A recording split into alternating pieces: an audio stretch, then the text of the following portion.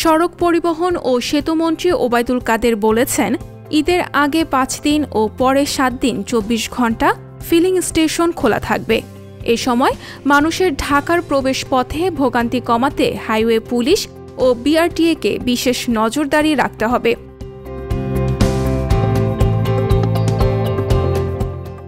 আজ দুপুরে বনানীর বিআরটিএ প্রধান কার্যালয়ে পবিত্র ঈদ উল ফিতর উপলক্ষে সড়ক মহাসড়কে যাত্রীদের যাতায়াত নিরাপদ ও নির্বিঘ্ন করার জন্য করণীয় ঠিক করতে আয়োজিত সভায় তিনি এসব কথা বলেন।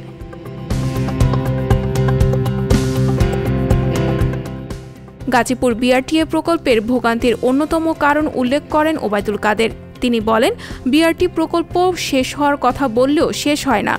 এতে মানুষের ভোগান্তি হচ্ছে, বিদেশগামীরা বিমানের ফ্লাইট মিস করছে। ঈদ যাত্রা নির্বিঘ্ন করতে সংশ্লিষ্ট সরকারি ও বেসরকারি সংস্থাগুলোকে দায়িত্বের সঙ্গে কাজ করতে হবে।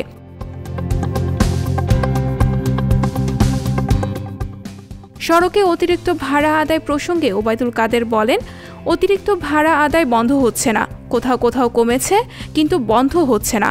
অনেক গাড়ি স্টেশন থেকে দূরে গিয়ে যাত্রী তোলে, ইচ্ছে মতো ভাড়া নেয়।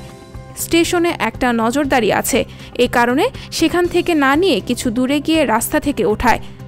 পদ্মা সেতুর ওপর দিয়ে মোটরসাইকেল না চললেও আসন্ন ঈদ উল ফিতরে আন্তঃজেলা ও আঞ্চলিক মহাসড়কে মোটরসাইকেল চলবে।